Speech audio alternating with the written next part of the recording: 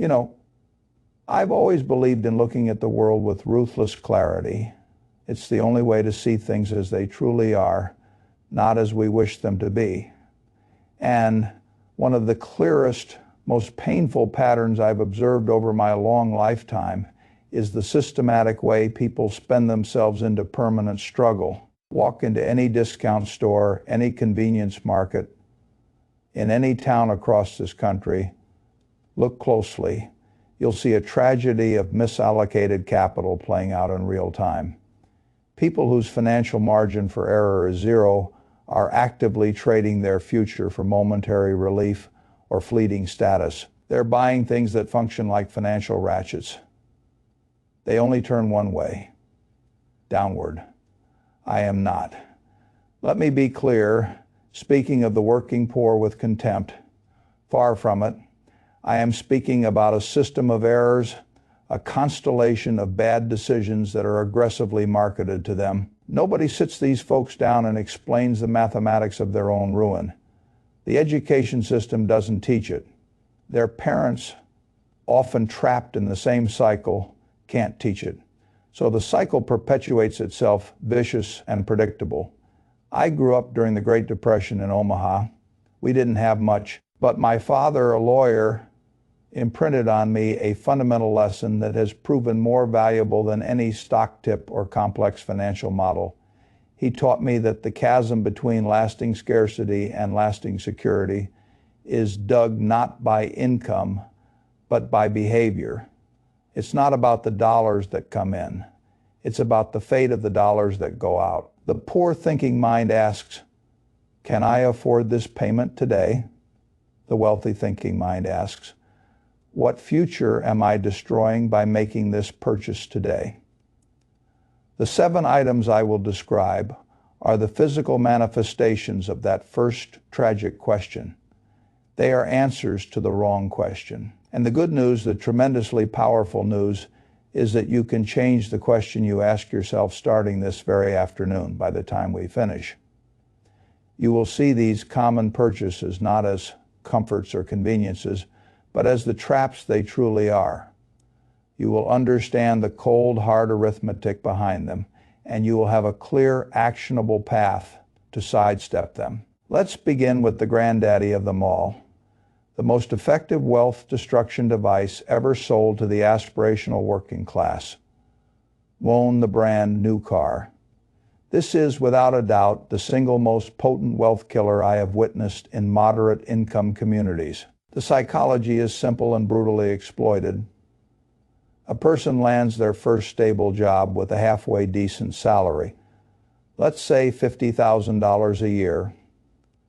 A feeling of arrival, of legitimacy, washes over them. They think, I've made it, I deserve a symbol. And that symbol, in 21st century America, is a shiny new car from a dealership. So they walk in, they smell that intoxicating new car smell, a scent literally engineered by chemical companies to evoke feelings of success and cleanliness. They sit in the driver's seat of a $35,000 sedan. The smooth-talking financier in the back room doesn't talk about the price. He talks about the payment. What monthly payment feels comfortable to you?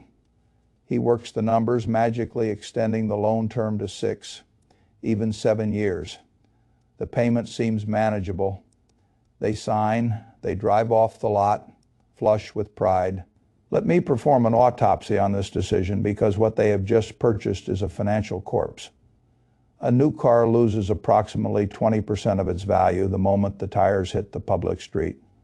Not over a year, in the first hour, you have just vaporized $7,000 of your $35,000.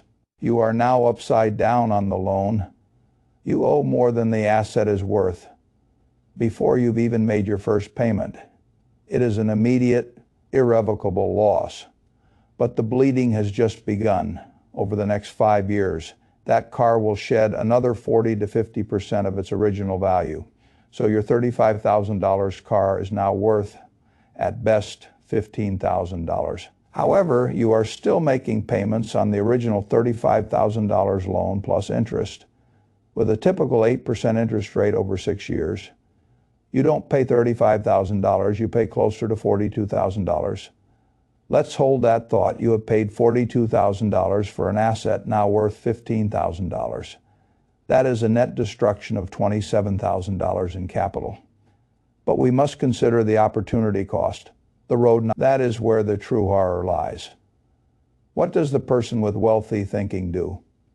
They let some other poor soul pay for that catastrophic first-year depreciation. They buy a car that is 2 to 4 years old, a 3-year-old Honda Accord or Toyota Camry, which sold for $30,000 new, can be had for $18,000. It has already taken its biggest depreciation hits. It has proven its reliability. It has most of its useful life ahead of it. The immediate savings is $15,000, but we're not done now. Take that $15,000 you didn't spend on depreciation. Invest it in a simple, low-cost index fund. Assume a modest 8% annual return. Historically, the market does better. Leave it alone in 30 years. That single decision to buy used instead of new is not worth $15,000.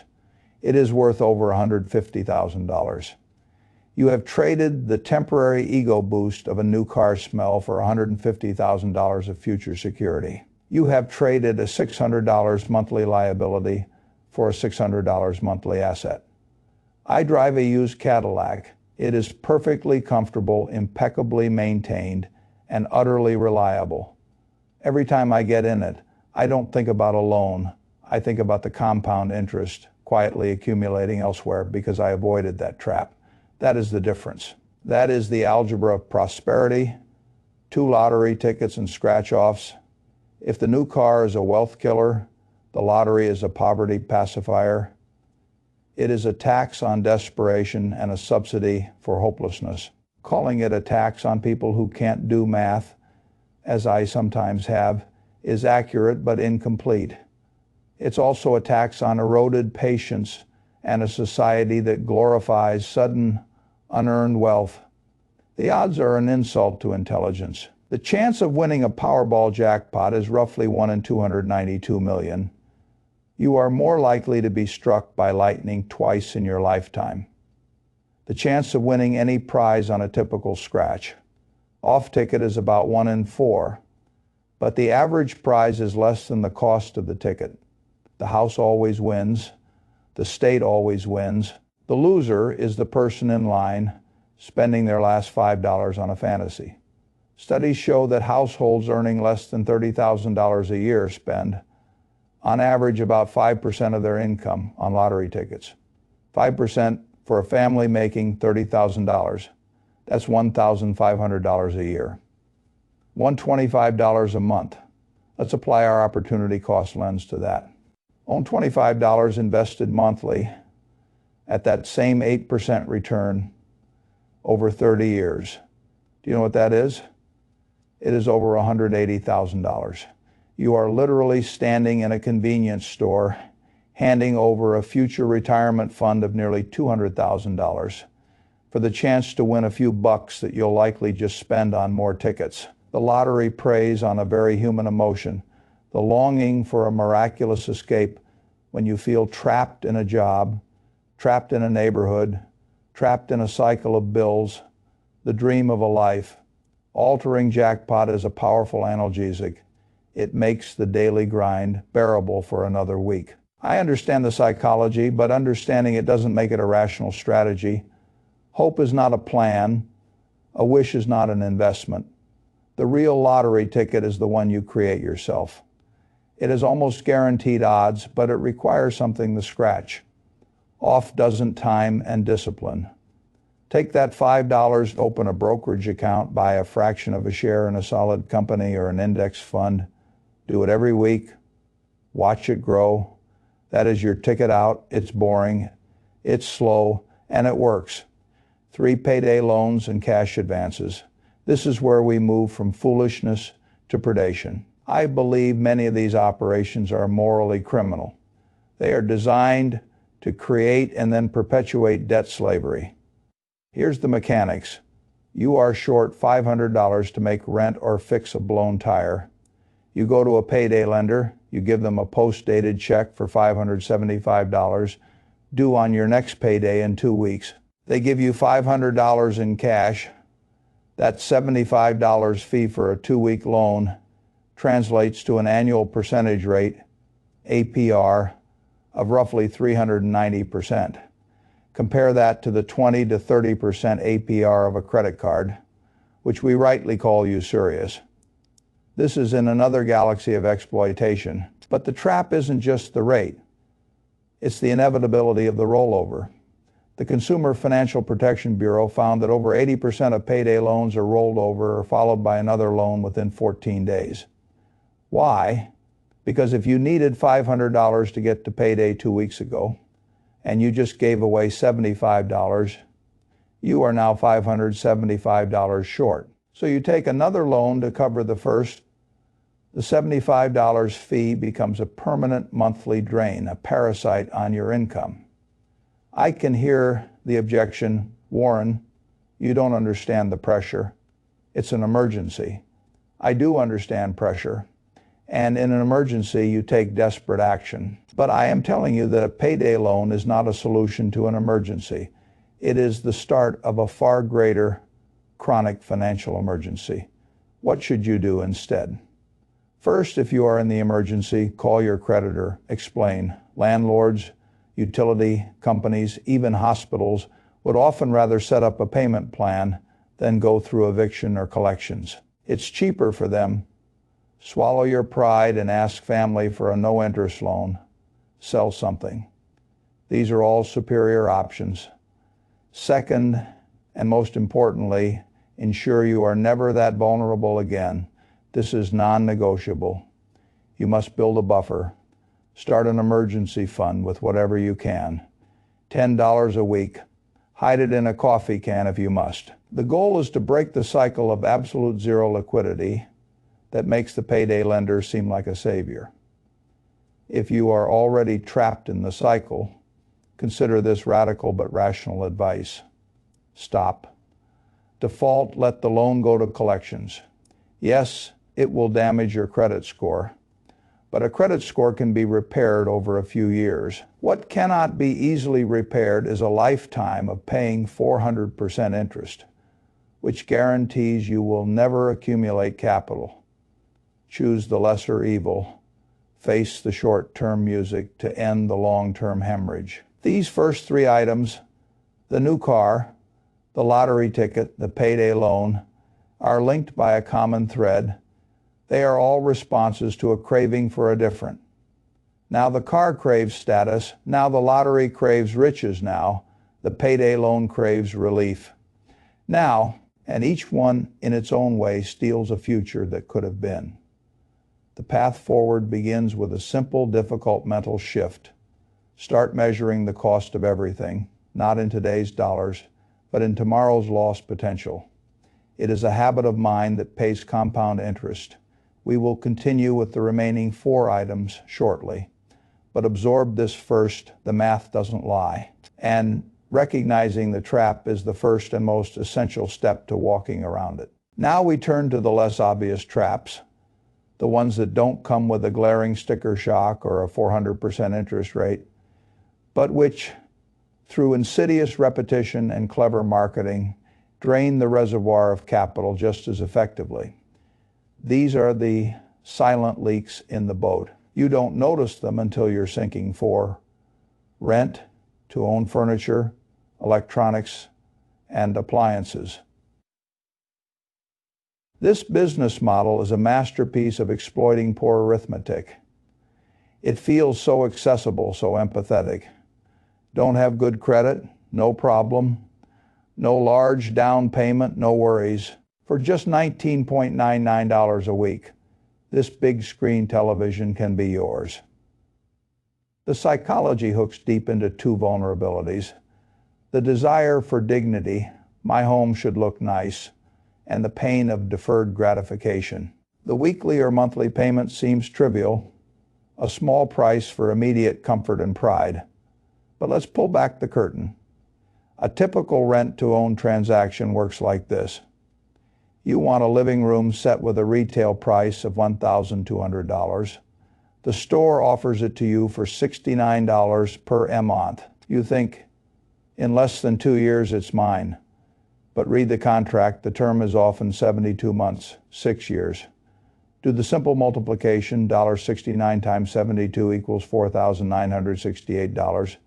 You are agreeing to pay nearly $5,000 for a $1,200 sofa and chairs. The effective annual interest rate on that financing can exceed 100%. They are not in the furniture business. They are in the high-risk financing business. The furniture is merely the collateral. And here's the cruel twist. If you miss a single payment, even in the 71st month, they can repossess everything. You lose all the equity you've built. The company then refurbishes it and rents it to the next customer. It's a perpetual money machine, fueled by other people's hardship. What is the wealthy thinking alternative? It requires swallowing pride and embracing temporary utility over permanent display. Bayous, thrift stores, estate sales, online marketplaces are filled with perfectly serviceable furniture being sold for pennies on the dollar by people who are upgrading or moving. You can furnish an entire apartment for what you'd pay in 3 months of rent.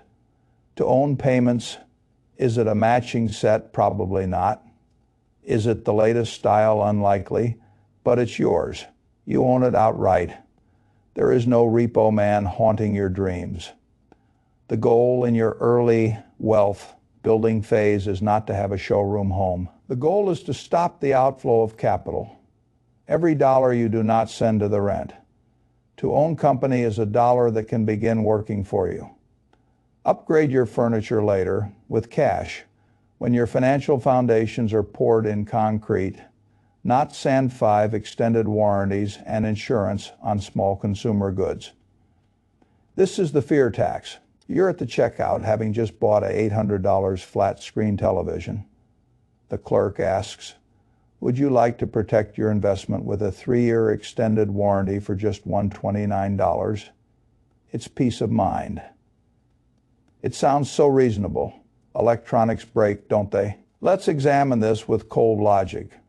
First, most major electronics either fail catastrophically very early, often within the manufacturer's standard 1-year warranty, or they last for many years beyond the extended warranty period.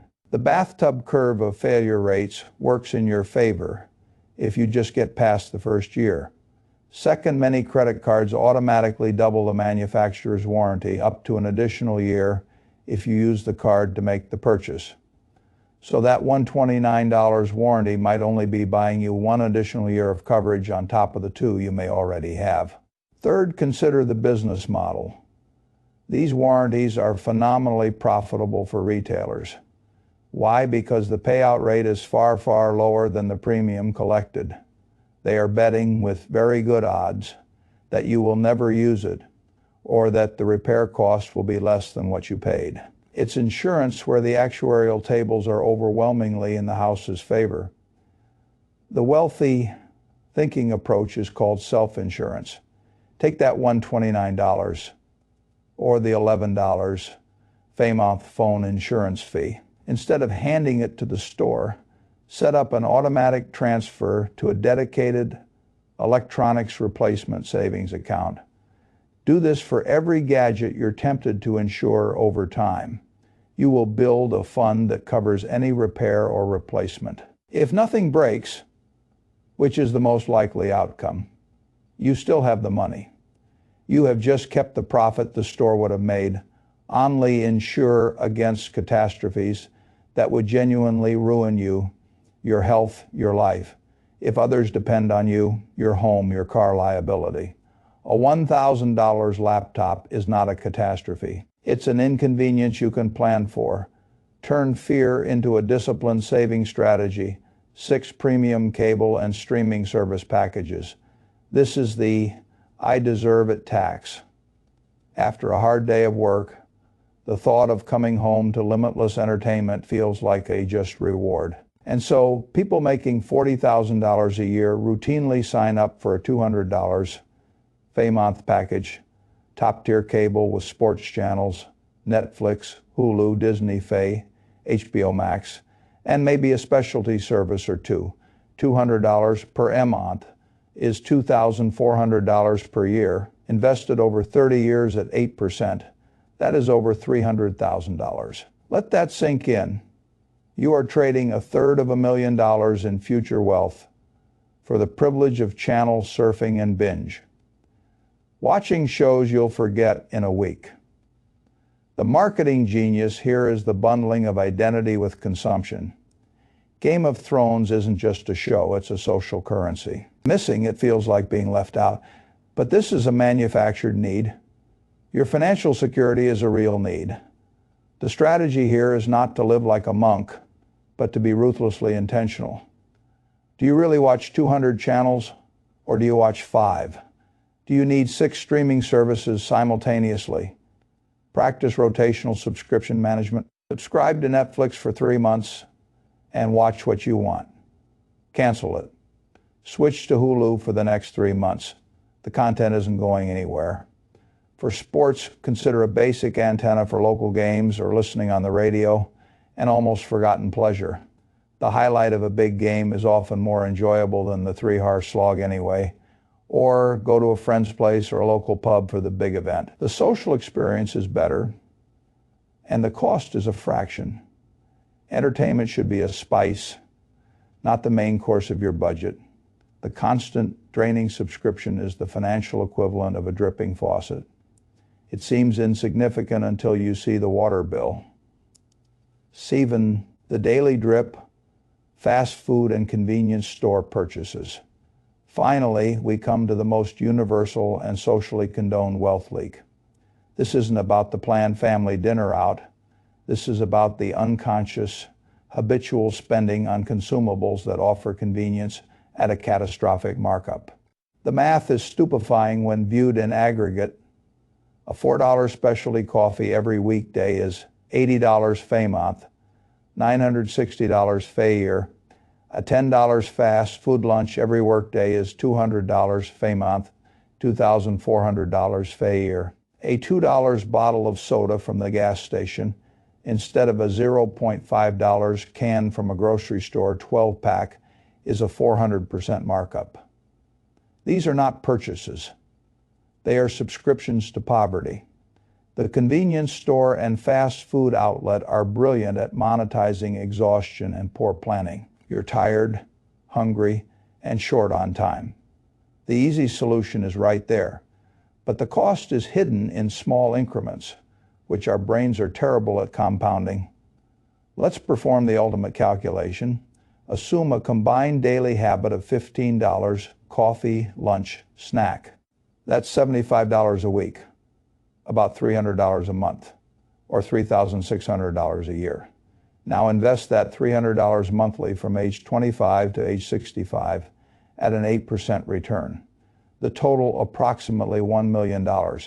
You read that correctly. The simple daily convenience habit of buying your sustenance on the go can cost you $1 million over your working lifetime. You are literally eating your future. The wealthy thinking alternative is not austerity. It is system building, brew coffee at home. It costs pennies, pack a lunch, it's healthier and a fraction of the cost. Buy soda and snacks in bulk from a grocery store. Keep a case of water in your car. This is not about being cheap. It's about being a rational steward of your own life energy. The 20 minutes spent preparing a lunch is an investment that pays $1 million return. The common thread and the way out all 7 of these traps are variations on a single, deep-seated human failing, the overwhelming preference for present satisfaction over future benefit. They are all answers to the question, how can I feel better right now? The entire apparatus of consumer marketing is designed to exploit this vulnerability. It shouts about low monthly payments, instant gratification, peace of mind, and deserving a treat. It is silent about compound interest, opportunity cost, and future security. Your shield against this is a simple mental habit.